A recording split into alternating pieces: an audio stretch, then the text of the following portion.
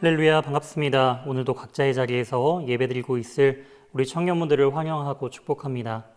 오늘 말씀을 통해서 다시금 회복시키시고 우리를 구원의 자리로 인도하시는 하나님의 풍성한 은혜를 온전히 누리며 나아가는 복된 예배 시간이 되길 주님의 이름으로 소망합니다. 오늘 우리에게 주신 하나님의 말씀은 열왕기하 8장 1절에서 6절 말씀입니다. 제가 봉독하여 읽도록 하겠습니다. 엘리사가 이전에 아들을 다시 살려준 여인에게 이르되 너는 일어나서 내 가족과 함께 거주할 만한 곳으로 가서 거주하라.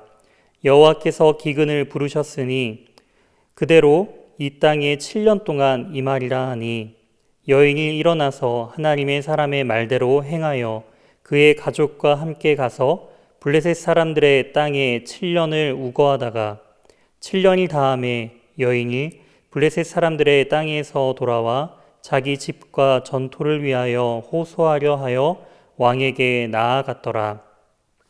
그때 왕이 하나님의 사람의 사환 게하시와 서로 말하며 이르되 너는 엘리사가 행한 모든 큰 일을 내게 설명하라 하니 게하시가 곧 엘리사가 죽은 자를 다시 살린 일을 왕에게 이야기할 때에 그 다시 살린 아이의 어머니가 자기 집과 전토를 위하여 왕에게 호소하는지라.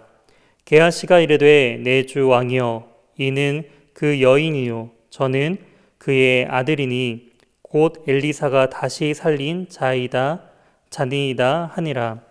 왕이 그 여인에게 물으매 여인이 설명한지라.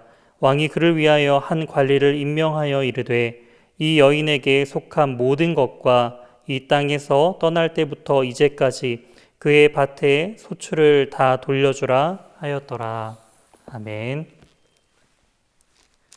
오늘 본문을 중심으로 다시라는 제목으로 하나님의 말씀 증거하도록 하겠습니다. 오늘은 한 여인이 다시 등장하는 것을 볼 수가 있습니다. 이 여인은 우리가 잘 아는 것처럼 1절 말씀에 엘리사가 이전에 아들을 다시 살려주었던 여인이다라고 소개를 하고 있습니다. 이 여인은 왕하 4장에, 열왕기하 4장에 등장했던 바로 수넴 여인임을 우리는 알 수가 있습니다. 이 수넴 여인은 자신의 지역으로 이 엘리사가 사역을 위해 지나갈 때마다 음식을 계속적으로 강권하여서 대접했던 여인이었음을 알 수가 있죠. 또한 이 여인은 자신의 그 집 위에 이제 엘리사가 거할 장소를 따로 마련해서 방을 만들고 책상과 침대와 또한 여러 가지 기구들을 그 안에 배치함을 통해서 엘리사가 그곳에서 언제든지 쉴 수 있는 그러한 장소를 마련해 주었던 여인입니다. 이처럼 하나님의 사람인 이 선지자를 극진히도 섬겼던 여인이었다라는 것을 우리는 알 수가 있습니다.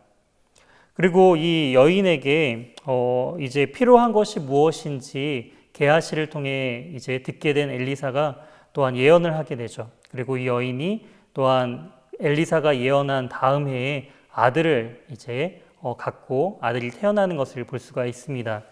그런데 얼마 지나지 않아 몇 년이 채 지나지 않아서 그 사랑스럽던 그 아이, 하나님의 예언과 은혜로 말미암아 태어났던 이 수넴 여인의 아들이 이제 죽게 되었죠. 그랬을 때 이 여인은 좌절하지 않고 바로 하나님을 의지하는 마음으로 엘리사를 곧장 찾아가 또한 엘리사가 직접 와서 엘리사가 함께 기도하고 또한 엘리사의 그 행위를 통해서 하나님께서 그 아이를 다시 살리신 장면을 우리가 살펴본 적이 있습니다. 그랬을 때 이러한 배경 가운데 엘리사가 이 여인에게 앞으로 7년간의 기근이 있을 것이다 라는 예언을 하였습니다. 열왕기하 4장 말미에도 이제 그 흉년이 그 기근이 이미 시작된 것을 알 수가 있고요. 아마 아람 군대가 또한 이제 쳐들어오는 포위하는 그런 시기까지 포함한 아마 그런 기간으로서 우리가 생각해 볼 수가 있습니다. 이처럼 7년간의 큰 기근이 임할 것에 대한 예언, 혹시 어디에서 익숙하게 들어본 기억이 나지 않으신가요? 바로 창세기 말씀을 통해서 요셉이 이제 애굽왕 바로의 앞에서 이제 7년간의 기근이 있을 것에 대한 예언을 한 적이 있죠. 그리고 그로 말미암아 이제 애굽의 장관이 되어서 이 요셉은 자신의 70명의 가족들을 다 애굽으로 이주시켜서 그곳에서 하나님의 보호하심을 통해서 큰 민족으로서 이제 세워지는 것을 우리가 본 적이 있습니다. 그런 것처럼 지금 엘리사도 이 여인에게 이제 앞으로 이 이스라엘 땅에 7년간의 기근이 있기 때문에 이 땅을 이제 피해 다른 나라로 이제 잠시 머물 것을 이야기하는 것을 볼 수가 있습니다. 이러한 예언 가운데 예언을 듣고 난 여인의 반응은 이렇습니다. 즉각적인 행동으로서 반응하고 있다라는 것이죠. 자신이 정들었던 이 고향과 또한 삶의 터전이었던 그 집과 또한 땅과 모든 것을 포기한 채 이제 블레셋이라는 나라로 이제 이주하는 것을 볼 수가 있습니다. 하나님의 말씀은 이미 선포되었죠. 그런데 아직 그 하나님의 말씀이 임하지 않은 상태, 그리고 나서 그 상황 가운데 행동하는 것이 바로 믿음입니다. 말씀이 임했지만 아직 현실 가운데 나타나지 않았던 그러한 일어나지 않는 그러한 모습 가운데에서도 반응하는 것이 바로 믿음이다라는 것입니다. 이처럼 믿음이란 바로 하나님의 말씀에 온전히 순종하여서 비록 우리가 그 말씀이 임하는 것을 보지 못한다 할지라도 그 말씀이 반드시 일어나고 그 말씀이 진리다라는 사실을 기억하면서 온전히 우리의 삶 속에서 살아가는 것이 바로 진정한 믿음임을 우리는 이 말씀을 통해 깨달을 수가 있습니다. 이처럼 이 여인은 온전한 그 믿음에 반응하는 삶을 살아가게 되는데요. 이러한 비슷한 예가 또한 창세기에 나타나는 것을 볼 수가 있는데요. 창세기 6장을 보시게 되면은 또한 하나님께서 온 세상을 물로써 심판하실 때에 하나님께서 의롭다 여기시며 택하신 그 노아에게 바로 하나님의 계획과 뜻을 말씀하시죠. 그리고 그 홍수의 심판, 물로써 심판될 그 하나님의 심판은요, 바로 임하는 것이 아니라 120년이라는 하나님께서 주신 유예 기간, 바로 은혜의 기간이 여전히 남겨져 있었습니다. 그럼에도 불구하고 이 노아는요, 아직 홍수가 임하지 않았지만 하나님의 말씀이 반드시 임할 것이다라는 것을 믿으면서 무엇을 하였나요? 믿음으로써 바로 하나님께서 계획하시고 설계하시고 지으라고 말씀하신 바로 그 방주를 만들었다라는 것입니다. 이처럼 아직 임하진 않았지만 반드시 임할 그 하나님의 말씀을 믿고 현실을 사는 것, 그것이 바로 우리 기독교인들이 살아갈 믿음의 모습이다라는 것을 우리는 이 말씀을 통해 알 수가 있는 것이죠. 이제 시간이 지납니다. 7년이라는 그 하나님께서 말씀하시고 약속하셨던 그 7년간의 기근이 이제 끝나고 난 후의 모습이 바로 3절임을 우리는 알 수가 있습니다. 바로 2절과 3절 사이에 7년이라는 긴 시간의 텀이 있다라는 것을 우리는 알 수가 있다라는 것이죠. 그런데 여인의 반응도 참 놀랍습니다. 기근이 임할 것이다라는 것을 이제 믿음으로써 바로 행동에 옮겼고 7년 뒤에 이 기근이 끝날 것이다라는 것을 믿으면서 다시 이 블레셋에서 떠나서 이스라엘로 돌아오는 이 여인의 모습을 우리는 살펴볼 수가 있다라는 것이죠.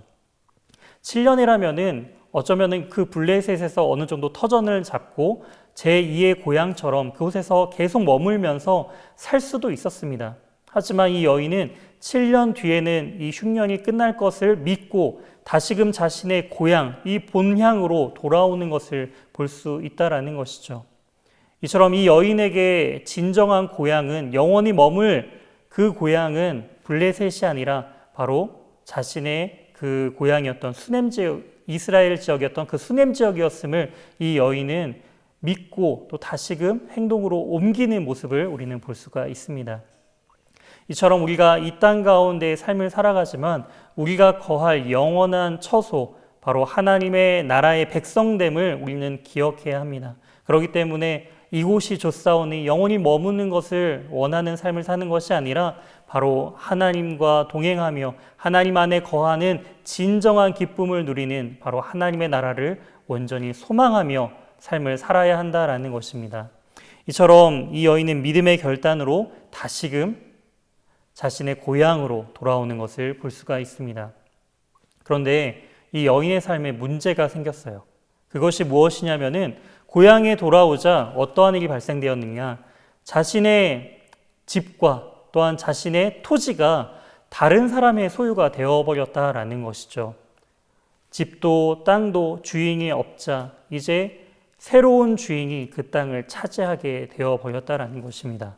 그리고 다시 돌아와서 이 땅은 원래 나의 것이 우리의 것이었어요 라고, 우리 집안의 것이었어요 라고 계속적으로 이제 설명하였지만 사람의 그 심리와 죄악된 심리가 얼마나 큰지 그 말을 들을 사람이 있을까요?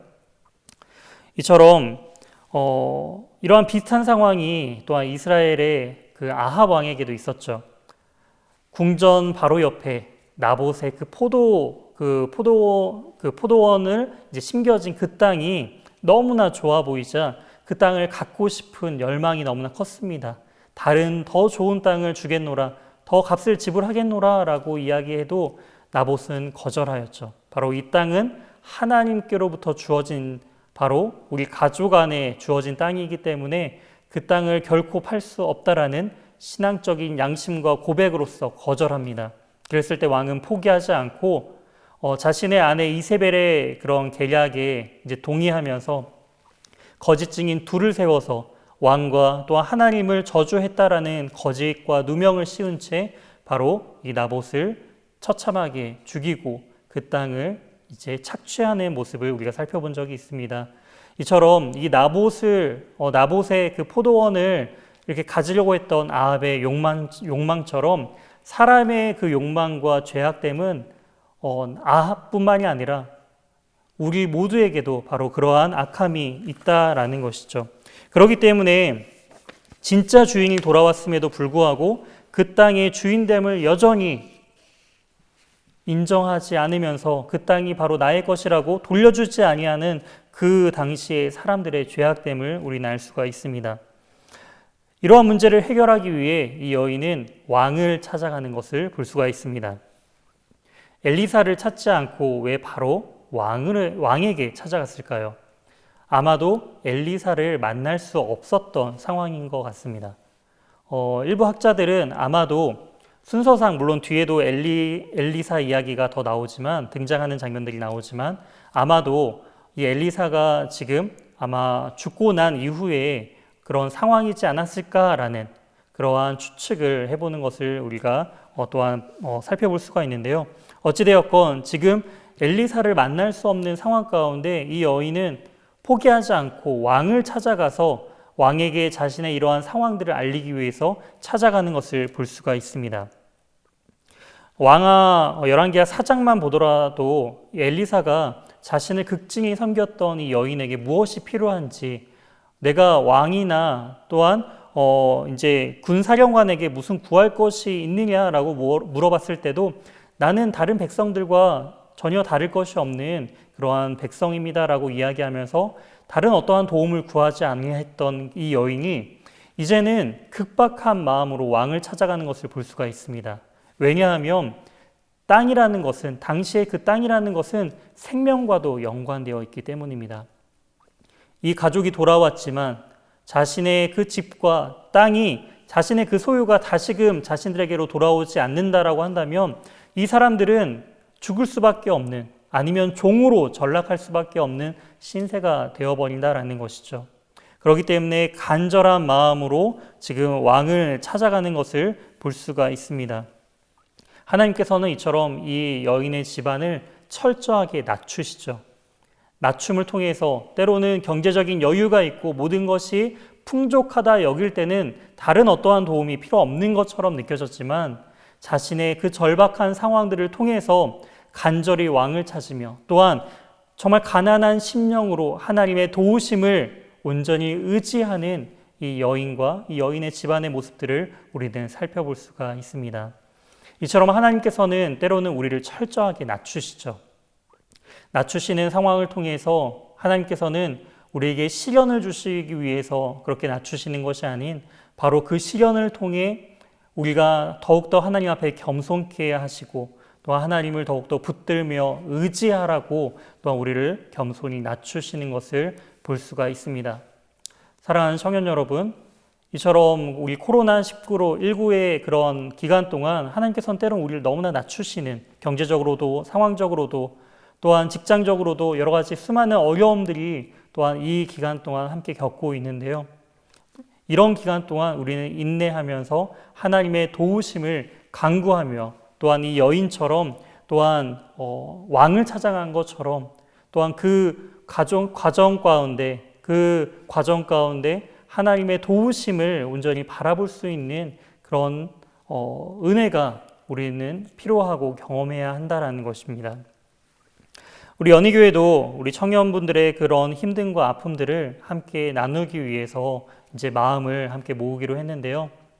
우리가 그런 어려움에 있는 청년분들을 우리가 그 상황들을 살펴보려고 이제 개인적으로도 또한 주위의 그런 이야기들을 통해서도 청년분들의 그런 상황들을 이제 파악하려고 이제 그런 파악하는 과정 가운데 있습니다. 하지만 사람인지라 놓칠 수도 있고 그 상황들을 다 알 수가 없어요. 그렇기 때문에 그런 부분들을 좀 오픈하고 또한 개인적으로 저에게 연락을 주셔서 그런 어려운 상황들을 함께 나눠주셨으면 참 감사하겠습니다. 그러면 함께 그것을 위해 기도하고 또한 물질적으로도 함께 그 어려움들을 함께 나눌 수 있는 함께 그 어려움들을 함께 우리가 이겨내고 극복할 수 있는 그런 예수 가족 공동체가 되었으면 좋겠습니다. 이어서 4절 말씀입니다. 그때에 어떤 때죠? 바로 간절한 마음으로 왕을 찾았던 그때에. 이처럼 하나님께서는 그때의 하나님이신 것 같아요. 정말 아무런 소망 없이 간절함으로 찾아간 그러한 절망적인 그 순간 역사하시는 하나님의 모습을 우리는 볼 수가 있습니다. 어떻게 역사하시느냐? 바로 하나님의 사람의 그 사환인 게하시를 만나게 하십니다. 아마도 엘리사는 그리고 이 사환 게하시는 바로 왕과도 소통을 하면서 자주 이야기를 나누고 만났던 그런 사이였던 것 같습니다. 이런 상황 가운데 우연히도 이 왕궁에서 하나님의 사람의 사환인 게하시를 만나게 되었다라는 것이죠. 세상적으로는 참 우연이지만 바로 하나님의 계획 가운데 일어나는 섭리임을 우리는 이 말씀을 통해 알 수가 있습니다. 하나님의 섭리 가운데 이 게하시를 만나고 또한 엘리사가 행한 모든 그 큰 일을 왕이 자신에게 설명해 달라라고 요청하는 것을 볼 수가 있습니다. 그때 5절에 게하시는 바로 엘리사가 죽은 자를 다시 살린 일을 왕에게 이야기하는 것을 볼 수가 있습니다. 지금 이 안에도 참 하나님의 은혜가 너무나도 크게 담겨져 있는 것 같아요. 왕 앞에서 이야기하는 게하시의 모습, 그 가운데 하나님의 회복의 역사가 담겨져 있습니다. 우리가 전에 살펴본 것처럼 이 게하시는 어떠한 존재였죠? 아람의 군대 장관이었던 나아만이 그 나병에서 회복하고 나서 자신의 고향으로 돌아갈 때 내가 무엇인가 저 나아만에게 무엇이라도 받아오리라라는 그러한 자신의 욕망에 가득 차서 그를 열심히 뒤따라가서 엘리사가 받지 않고 거절한 것들의 일부를 자신이 착취하는 것을 볼 수가 있습니다. 그로 말미암아 이 게하시는 나병에 걸리게 되었죠. 근데 지금 왕 앞에 서서 왕과 이야기를 지금 나누고 있다라는 그 모습을 통해 우리는 생각해 볼 수 있는 것이 바로 이 게하시가 나병에서 회복되었다라는 것을 알 수가 있습니다.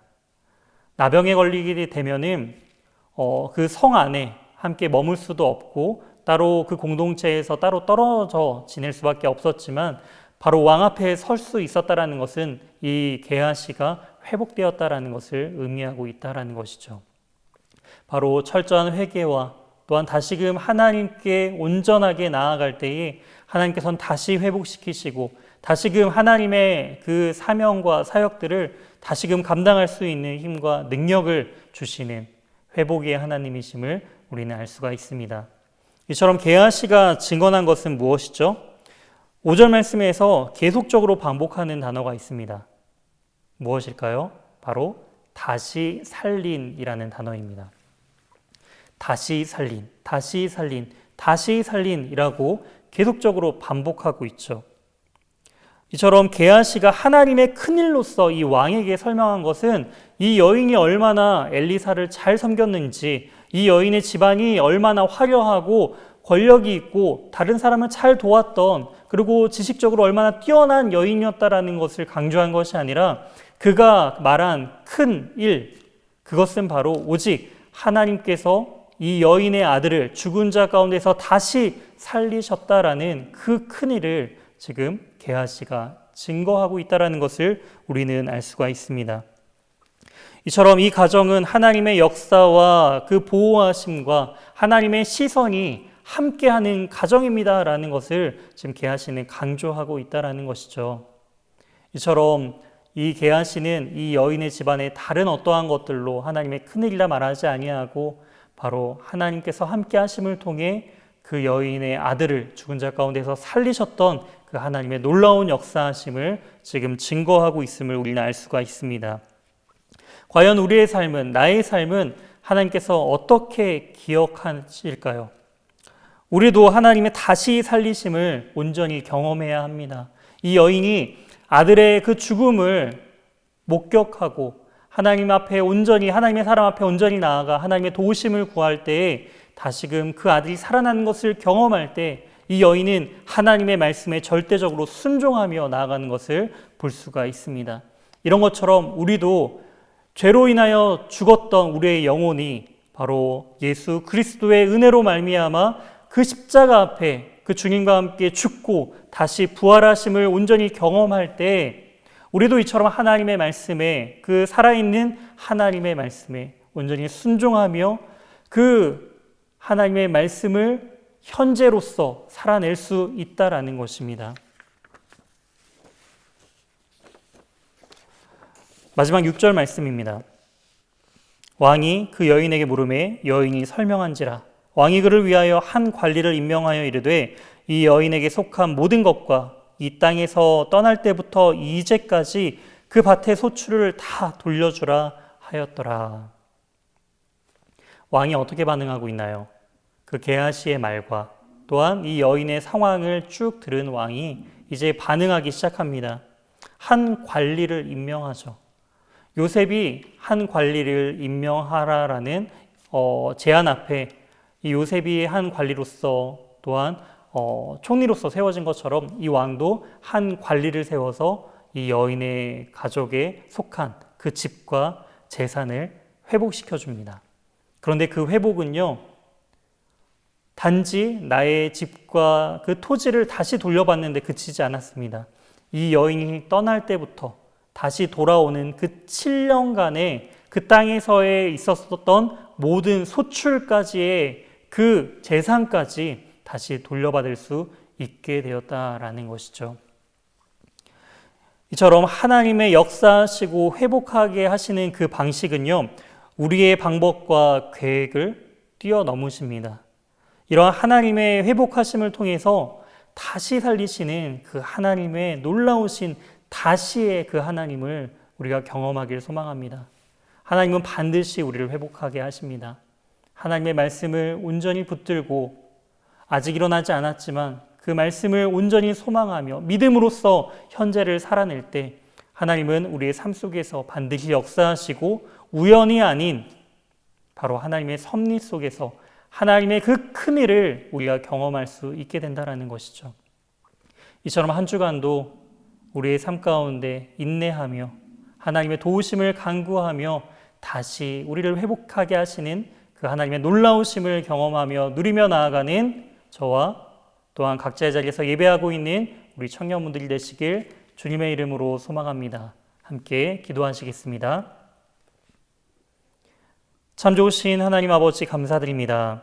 오늘 말씀을 통해 다시 죽은 자 가운데서 죽은 그 수냄 여인의 아들을 살리셨던 하나님, 그 모습을 통해 이제 그 죽음을 경험하고 다시 살아남을 경험한 이 수냄 여인이 이제 하나님의 그 말씀을, 그 예언을 현재의 삶 속에서 담대히 살아낸 것처럼 우리 역시도 다시의 그 하나님을 온전히 경험함을 통하여서 하나님의 살아있는 이 말씀을 온전히 우리의 삶 속에서 살아낼 수 있는 힘과 능력을 허락하여 주시옵소서.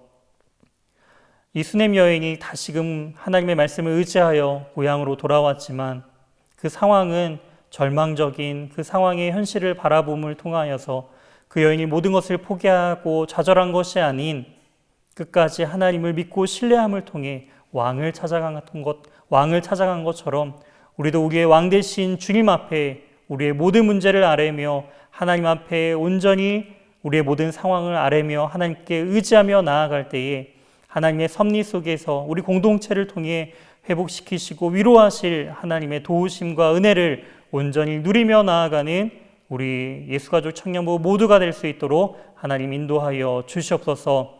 한 주간의 삶 속에서도 다시 회복시킬 하나님을 온전히 소망하오며 이 모든 말씀 살아계신 예수 그리스도의 이름으로 기도드립니다. 아멘.